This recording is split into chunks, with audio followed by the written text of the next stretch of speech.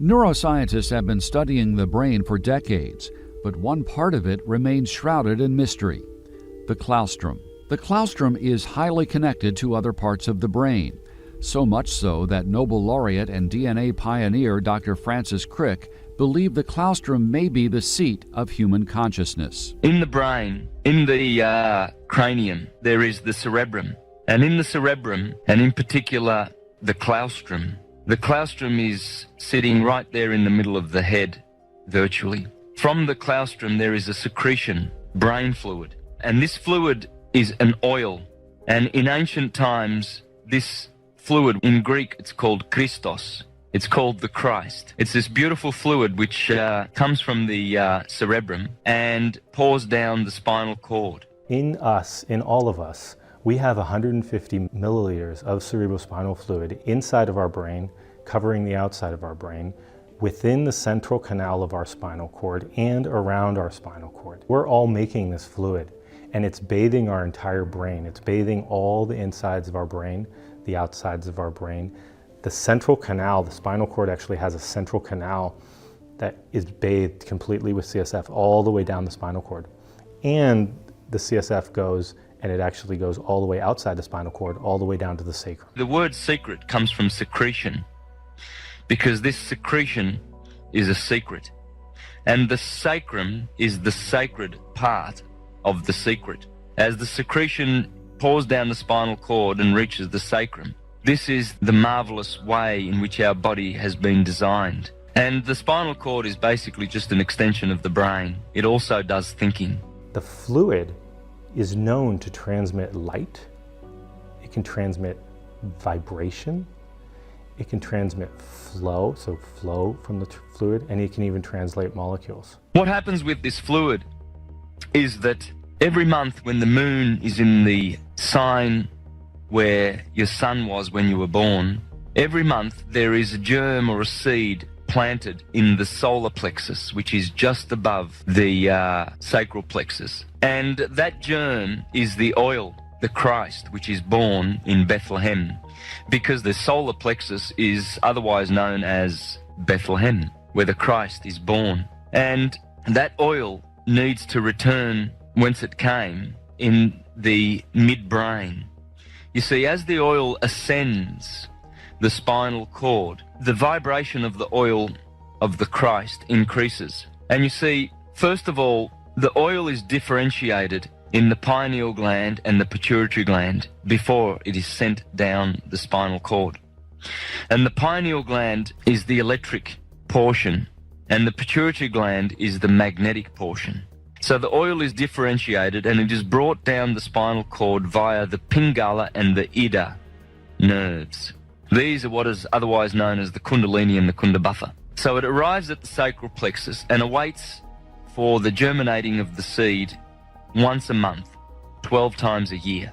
And if we are able to transmute that seed and cause it to rise, as it rises in the spinal cord, it eventually reaches the medulla oblongata and the pons and the midbrain, and it crosses the vagus nerve, otherwise known as the pneumogastric nerve. It's a nerve which descends from the brain area, from the pineal and pituitary glands, respectively, and it feeds the lungs and the stomach. It's a network of nerves.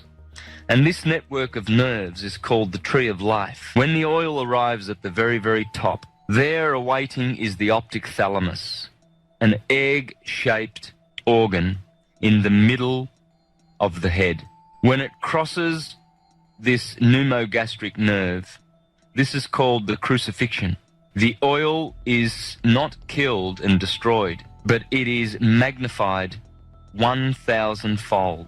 And the oil then touches the optic thalamus, and for 2.5 days remains in a condition that is called dead, that is considered to be dead, and then reaches the pineal gland after 2.5 days and illuminates the optic thalamus and the pineal gland. The optic thalamus was known as the light of the world by the Egyptians and the Greeks because they knew their physiology and anatomy.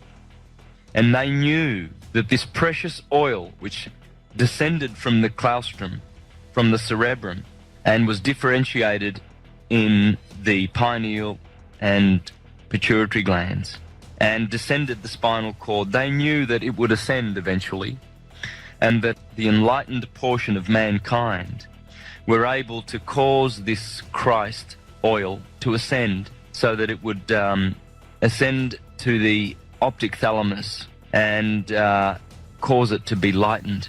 What in turn happens is that millions of brain cells that were dormant are now awakened.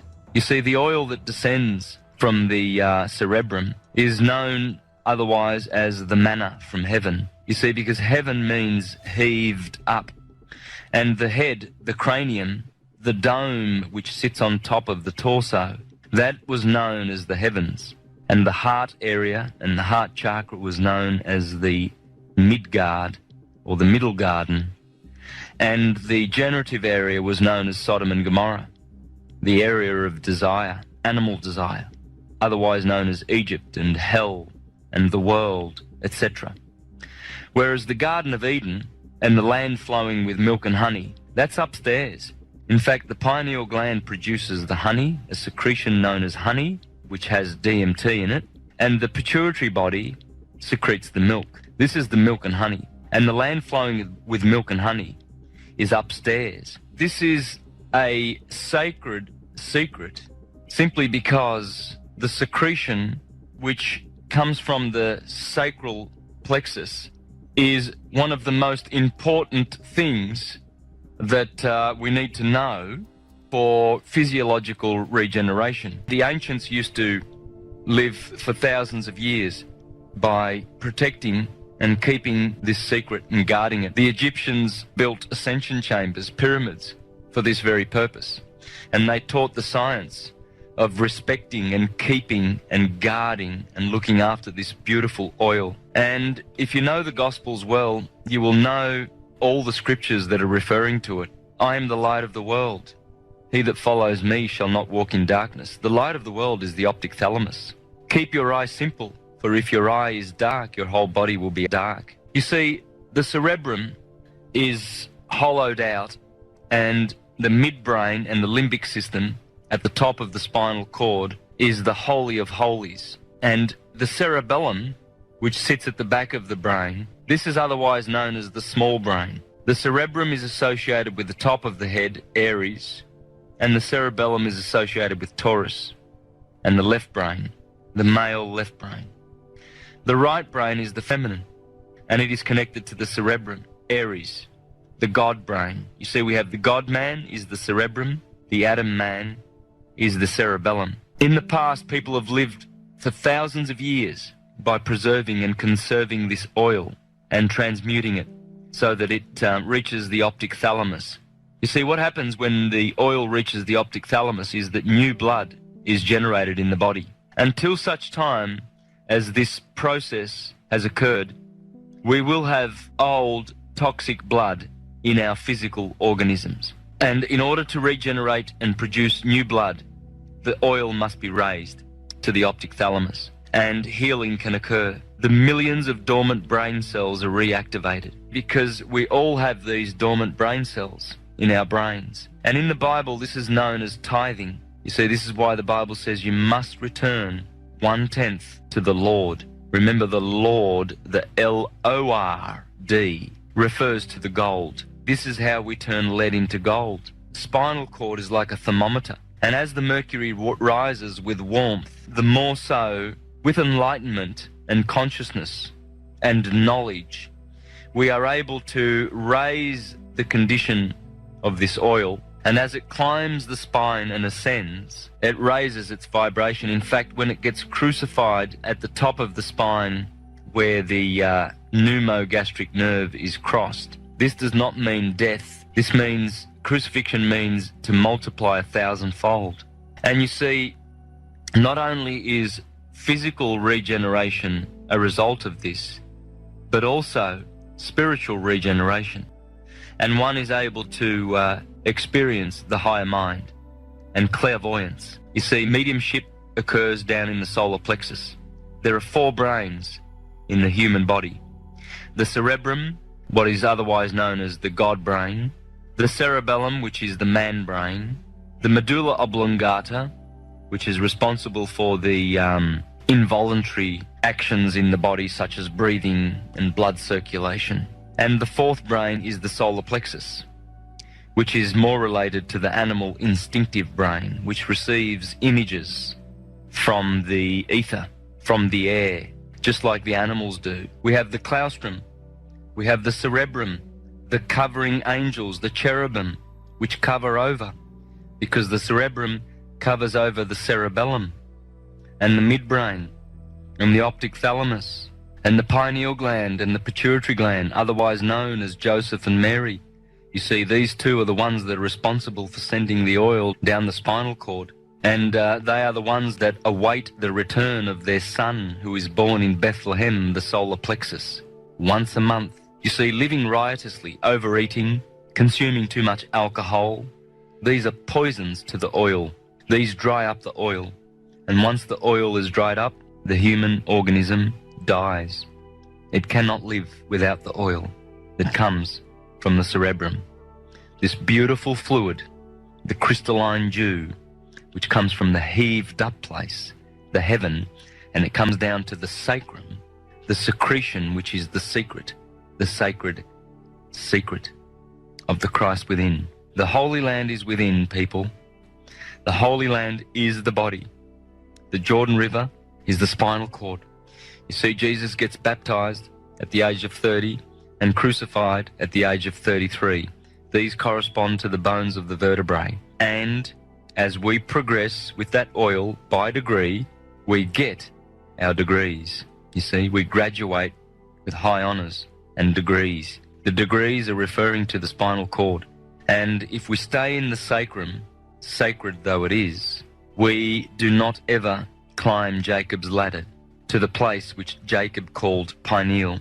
You see, in Genesis, Jacob laid his head upon a stone. That stone is the 5 fused bones of the sacrum, where the seed is born. The Bible's this wonderful book, and I've been endeavouring to share with humanity that it is a wonderful book. And it is a manual of astronomical, as above, so below phenomena. It's wonderful, wonderful, legendary, mythological, allegorical information. And in fact, the Apostle Paul in Galatians chapter 4, verse 25 says that the Bible stories are allegories for greater teachings. Now, the Christ within, what is the Christ within? Well, you see, the creation of the human body is one of the most wonderful creations in the universe. We have a wonderful brain, a heart, we have a generative system, a limbic system, nervous system, muscular, skeletal, tissue, lymphatic system. It's quite an amazing organism. It's just exquisite.